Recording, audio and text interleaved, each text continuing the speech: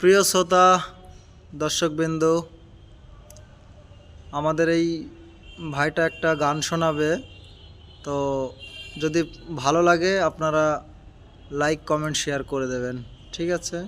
একদিন মাটির ভিতরে হবে ঘর রে মন আমার, কেন বাঁধো দালাল ঘর মন আমার, কেন বাঁধো দালাল ঘর। একদিন মাটির ভিতরে হবে ঘর রে মন আমার, কেন বাঁধো দালাল ঘর।